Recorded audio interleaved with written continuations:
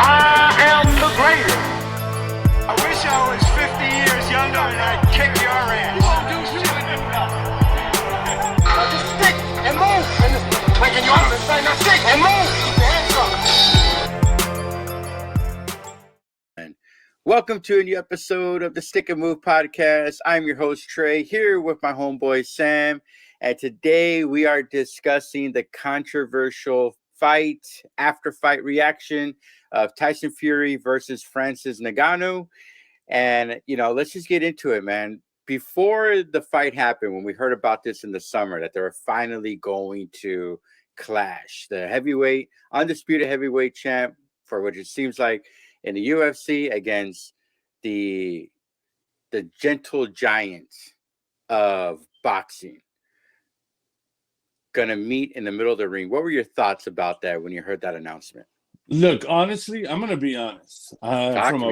From a fan's perspective, at least me, I was not interested. I was not interested in that. I didn't know it was. I didn't even know it was a 10-round fight. Right. Francis Ngannou, yes, he's probably the hardest puncher, heavyweight UFC fighter that's ever been. But Tyson Fury, being with his height, his skill, his time with Emmanuel Stewart, his boxing skills, blah blah blah. I thought it was gonna be a wash. I thought, you know what, Tyson Fury's gonna knock this guy out, in the 6th round. But I was not interested into seeing this fight, and I just didn't think that it was going to be this close. I agree with you. You and I did an episode on this, but we had some technical difficulties, so we couldn't post it when it got announced. And I remember saying the same thing. I thought Tyson Fury was just going to mess around with this guy, love tap him all fight long, like he always does, dance around.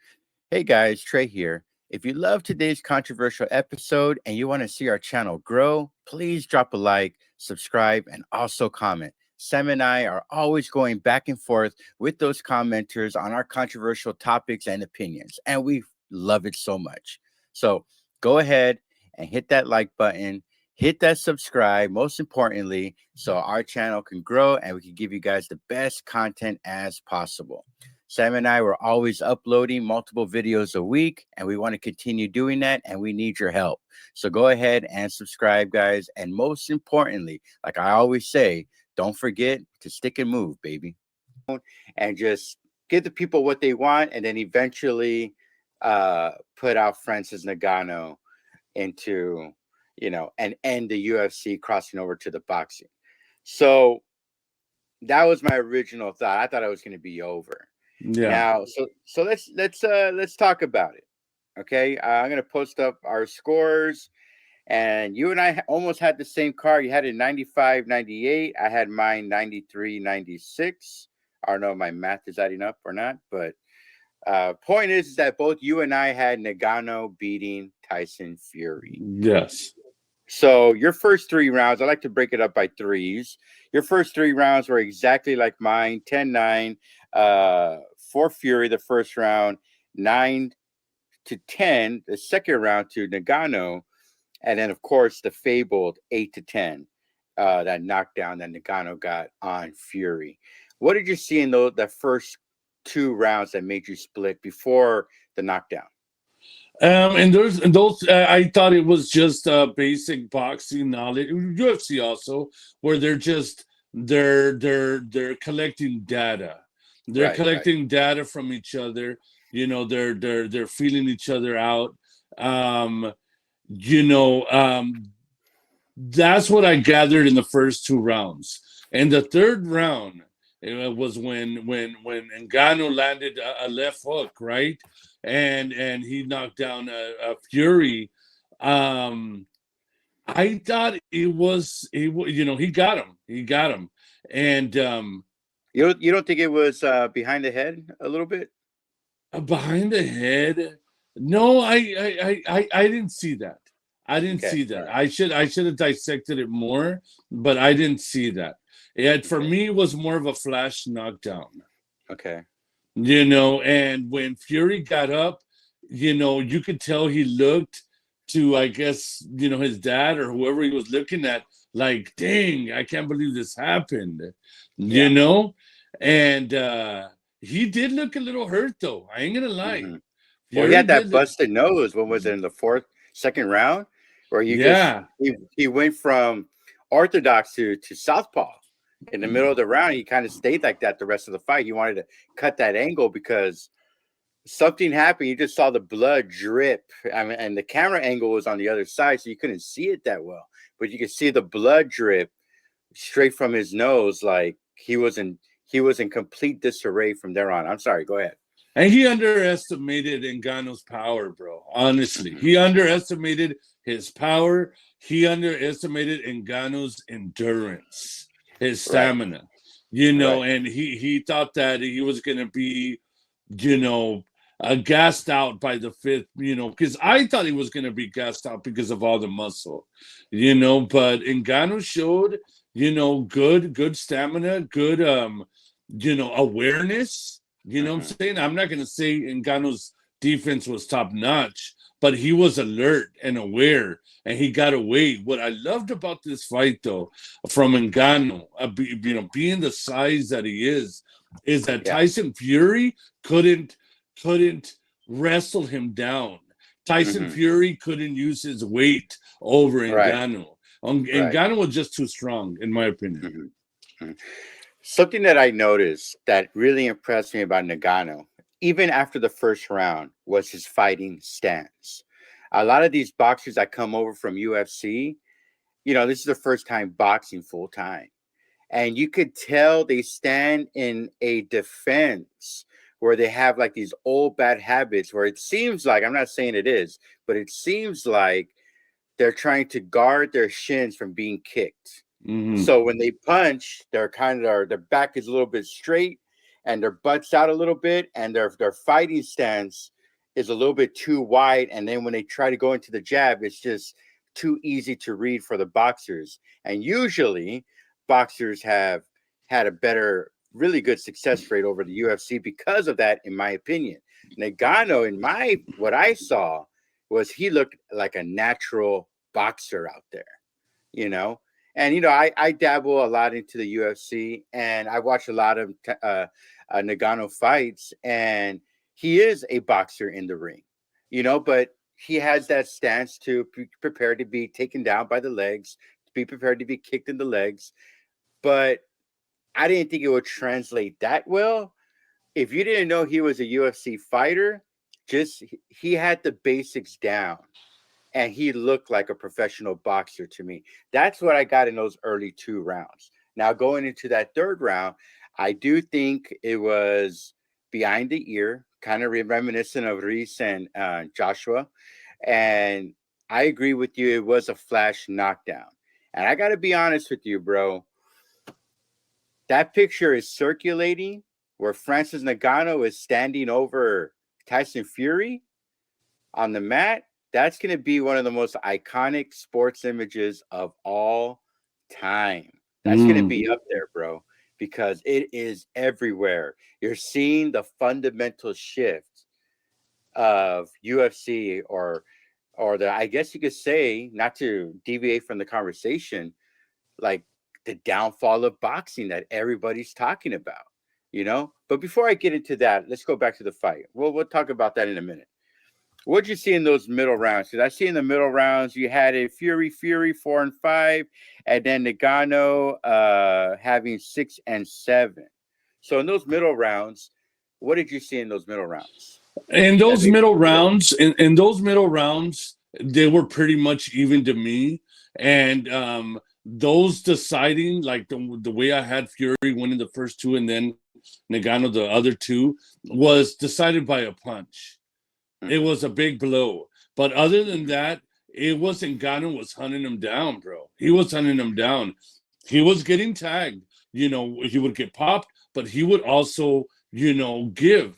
You know what I'm saying? And he would, so I judged those rounds by who had the last big shot. Right. Other than that, those rounds would have been even or even in favor of Ngannou. because Tyson Fury did not want to trade, bro. He didn't want to trade. I think it is a lot of what Fury said. I think he went southpaw, bro. When his nose broke in the second round, you and I had Fury winning that first round because he was doing his dancing. He was tapping him like he always does. And when he got his nose popped, I don't even know if it was his nose that got popped, but something happened where he shifted his guard. He shifted his feet. And you could tell he was a fish out of water. It just didn't look natural. What did you think when Fury elbowed Ngannou pretty aggressively? Yeah, it was a cheap shot from it was frustration. It was frustration. Honestly, I think that the knockdown, if it was behind the ear or even behind the head, like you say, I didn't see that. But I got to take a look at it again. I think that knockdown, that punch, had Fury out of it the whole fight. Right. And he couldn't box the way he wanted to against Ngannou, and it frustrated him. And the dirtiness of the dirty tactics, it took over him. But I saw that they had the still frame photo of that elbow, dude. Oh my God, come on, man. Yeah, I can't believe that was not deducted, bro. Yeah, that's insane because that could have done some damage to Ngannou.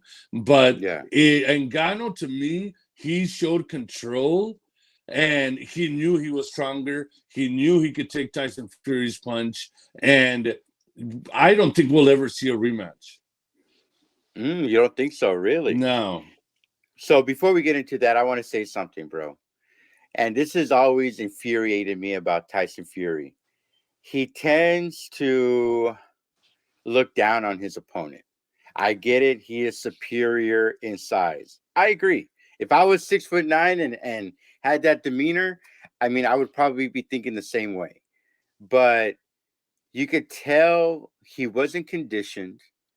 The way he was just tapping Ngannou, it's kind of like, what's the word I'm looking for? I didn't sense that energy from him, that he normally has. Like when he fought Deontay Wilder, he wanted to school him. And I don't know if it was because he was discombobulated from that second round or not, but just him going through the motions of just tapping him with his open fist that he likes to do, it wasn't doing anything to Tyson Ngannou. Ngannou gets hit by legs to the stomach and to the face all the time, and that's not going to do anything. He had to have known that it was a bad game plan by Tyson Fury, and let's just call it for what it is. At the later part of the rounds, the fight put me to sleep. I'm not going to lie. I was just like, what's going on? And the fact that, so let me ask you, how did you feel when Fury got the win there? No, it was, for me, it was a robbery. For me, in my opinion, it was a robbery. I think Ngannou did enough to beat him and control the fight. Some people say that he let off the gas in the eighth and ninth, or the ninth and 10th round. I think he did enough to win the fight. I think there's something behind it. I mean, they have a business deal and plans for Tyson Fury with Usyk and possible Wilder 4 or whatever, right? And my thoughts when the fight was over, honestly, my brother called me and he goes, "Did you see the fight?" And I said, "Yeah, I just saw the fight." He goes, "What do you think?" I said, "You know what's so sad, man? That this was a business move. Okay. This was a business move by the boxing committee, and they just couldn't. They knew that if Tyson Fury would take the loss, that it just throws a wrench into their plans." And that's the bad part of it. That's why a lot of people are turning to UFC now, man. And it's just, that was sad. I mean, Ngannou was robbed. I'm sure we're going to see him again. They're already talking about him and Wilder. Who knows? I don't know. Some people are saying that. But it was a robbery, man. It was a robbery, in my opinion. I want to get into something you just said, but I just want to say, you know, everybody's making a deal that Fury outstriked him 71 to 59 or 60, something like that, or 58. And to me, that's not indicative of what we saw. Maybe Tyson Fury outjabbed him a little bit, but they were not effective at all, in my opinion, versus Ngannou, that I felt, besides the knockdown, he was a little bit more effective. His punches were a little bit more effective, obviously, and knocked him down, right? I mean, Tyson Fury didn't even wobble the guy. I mean, Tyson Fury has always at least wobbled every opponent, or not taken them all down, and you did not see that. So Fury was the hurt one here. Yeah, he's the one that received all the damage. So let's talk about the result. I mean, not the result of the fight, but the elephant in the room. Is it over for boxing? Is this an indicator that it's over for boxing? In other words, what I'm trying to say is, look, Showtime is out. The UFC coming over to the boxing world they've won the last two major ones, if I'm not mistaken, with Ngannou was the people champ on this one for sure. Silva beating Chavez Jr., that kind of thing. It's becoming a little bit more competitive. Not to mention legitimate boxing is being overshadowed, sorry, by YouTube boxing. So was Tyson Fury going down to that mat, that iconic picture that you and I have seen now with Ngannou standing over Fury, is that the sign that this era of boxing is over, in your opinion?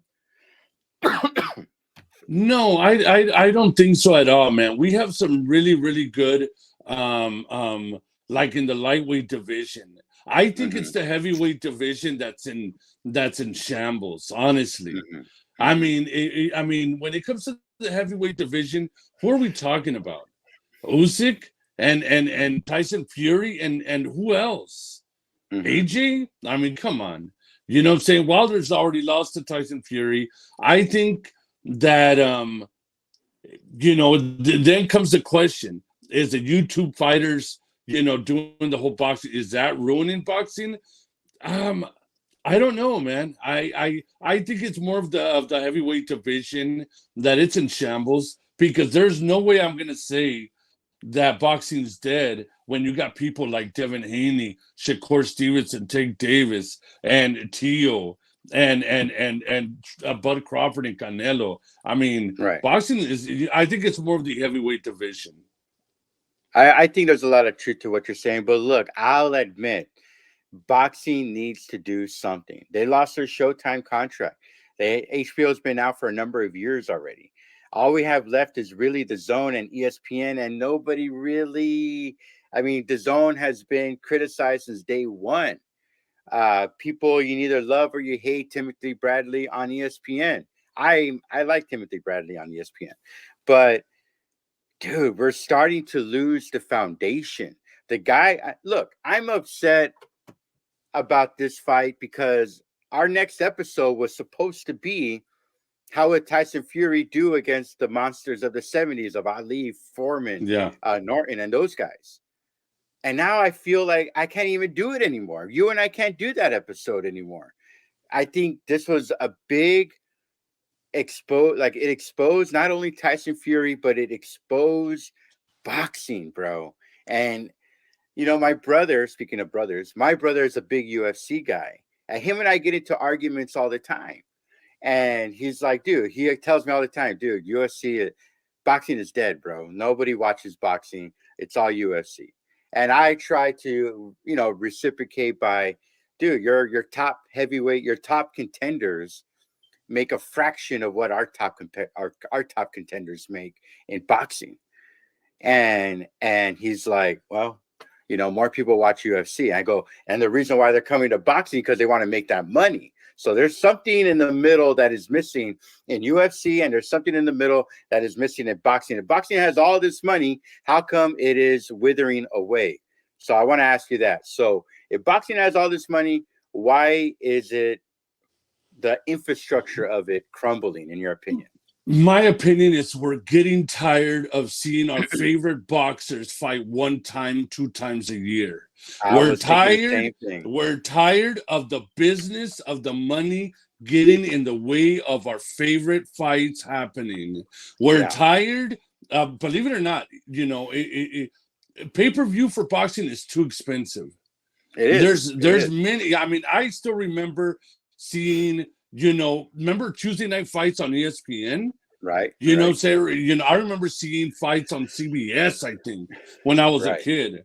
Anyways, I think it's the business of boxing has ruined boxing. You know what I'm saying? Back then, you know, you'd see your favorite fighter fight 4 or 5 times a year. Now we're talking about, you know, maybe next year, and you know, Canelo's going to fight this guy in May, or, you know, Devin Haney. Devin Haney's been busy. That's why I like Devin Haney. But like Shakur Stevenson and Tank, you know. Right. And if it was UFC, bro, they would have fought already. Oh, yeah. And that's where I give where I give UFC the credit. You know, definitely. I wish we had some kind of commissioner where, kind of like Dana White, even though I do believe Dana White is robbing his fighters blind. But, you know, I'm sure somebody more educated in UFC can school me on that fact, and that's fine. But from what I've seen, the idea that these top UFC guys, Ngannou is leaving because he's barely making $1 million a fight, versus a Shakur Stevenson who 99% of everybody else who's not even a boxing fan doesn't even know who he is making more money on top of Ngannou. And I honestly think, like, exactly what you say. We need some kind of commission where we're automatically sanctioning the champ against the top contender every single time. Because, dude, I remember, like you were saying, I think it was like on CBS. Yes, I remember. Or those Saturday morning fights. Yeah. You would see the fights at the Caesar's Palace. You remember that? Like, yeah. And it was like an outdoors fight, and it was pretty decent contenders. Like, oh, I know that guy. You know, remember when Paul Williams fought during the date? I forgot when Martinez knocked him out, if I'm not mistaken. Like, these were available to everybody. Top contenders were always fighting with each other, you know. And I think, I don't know, man. If somebody was to tell me, yeah, go ahead. I'm sorry. Go ahead. I'm sorry. Go ahead. Finish what you're gonna say. No, I was just gonna say, if somebody was gonna say, dude, boxing is dead, like my brother tells me, I kind of feel like Tyson Fury on the mat, bro, is, I don't want to say the cherry on top, but that was not a good look for boxing, dude. That was the worst thing right now that could have happened to boxing after Showtime did not renew their contract. Go ahead. What were you going to say? Look, you know, and another thing, there's too many bosses in boxing, bro. We need a one man that controls and puts the contracts on the table. One man like Dana White in boxing. You know what I'm saying? It's just too much business. There's too much interference. We don't see our favorite fighters box enough. We don't see our favorite fighters fight each other. And they're getting paid way too much money, bro. You know, that they take a year off. You know, then you got them negotiating, you know, well, you know, I'm the A side, you're the B side, and you won't hear that in the AFC, bro, and the UFC. Right. You know what I'm saying? Everybody's ready to fight anybody. You know, everybody wants to fight in the UFC. They can't wait to get called in to get into a fight. These boxers, bro, you know, he hasn't done nothing in boxing. I don't want to fight him. You know, I'm not taking a 30%, 30-70 cut. Blah, blah, blah. It's just the business of boxing has destroyed boxing. You know what I've missed too, bro? is where notable fighters were on the undercard. You know what I'm saying? Like I remember Canelo being on the undercard of Pacquiao and Mayweather, or he'd be on the undercard of Mosley or something like that. And it was this exciting new fighter that we were going to see, you know, on the undercard. We don't get that anymore. We don't get that anymore. They're now giving these guys that have not really proven anything top billing. And, you know, when that is pay-per-view, that's going to go down for pay-per-view. It just drags the numbers down. And it's embarrassing, bro. I mean, boxing was a cinematic event, you know, no matter if it was going to be a boring fight or not, you know, you're going to pay. I remember the most I ever paid for a boxing match was Tyson when he fought Frank Bruno, and I think it was like $39.99. Yeah, and I was like, damn, that's expensive, dude. Now they're over $100. You know what I mean? yeah. Now you got to pay a little extra for HD. You know, and I could see where the numbers are a little bit skewed because I would say out of 10 people watching the fight, I would probably say 7 of them, bro, are watching it streamed, like stolen. You know what I mean? So I actually think when Canelo hits 500,000, I think it's actually closer to 1.1 million to 1.5 million, in my opinion, because a lot of people are ripping them off. So I can see why they would charge a little bit more because they're trying to cover the streaming, the people that are hacking live streams. But I don't know, dude. I think this fight was detrimental to what boxing was, dude. And I think it was a huge black eye to what boxing is. You have any last thoughts on this topic?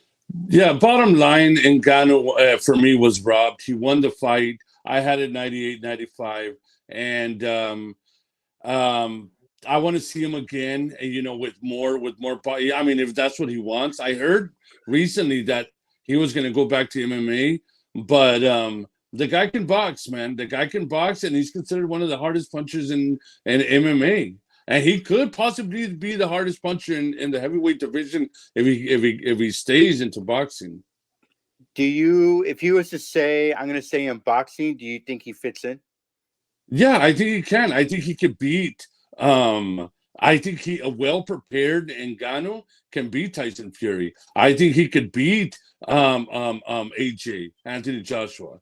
I think that you know, dude, Wilder doesn't have a chin, bro. He he smacks Wilder. Yes. I mean, in the heavyweight division, does he fit in? Absolutely. We'll end on this real quickly. Sorry. How does Tyson Fury recover? Because people were already saying that he was the greatest heavyweight of all time. There's plenty of personalities out there that says that he would have run laps around Muhammad Ali. I'm not one of them, by the way. But there's plenty of personalities. You can check them out anywhere, any platform you want. And they're already putting Tyson Fury on the Mount Rushmore of greatest heavyweights, if not boxers of all time. How does Tyson Fury recover from this fight? What does he have to do? He has to stay away from Ngannou, bro. That's what he has to do. He has to stay away from Ngannou. He has to stick with Usyk, which I think, he has to stay away from Ngannou. Fight Usyk and probably just leave boxing already. You know, it's so funny because he was like the people's champ. Not only was he the champ, but the people loved him singing in the ring. He had a bright personality. I mean, I remember he confiscated the show from Billy Joe Saunders and Canelo, because he was like backing up Saunders and he stole the show. He was magnetic. People loved him. And just like that, bro, just like that, in one fight, he lost that crown to Tyson Ngannou. And it reminds me of the movie of Raging Bull when LaMotta, played by De Niro, tells Sugar Ray Robinson, look, you might have won, but you never got me down. And the people know who won the fight. And I don't know, dude. I think Tyson has to not only knock out Usyk quick, he's got to go back in Ngannou and knock him out within 2 to 3 rounds and just claim everything again, bro. the only way I can see it. So right. We'll leave it on that. Do you have any words for our audience? Thank you guys for commenting, liking, and hope you guys can share our channel so we can continue making more content. And if there's anything y'all guys want us to talk about, let us know, and we'll make an episode on it. Thank you guys. Yeah. Thank you guys. And we'll leave it at that. And like I always say, don't forget to stick and move, baby. I am the greatest. I wish I was 50 years younger and I'd kick your ass.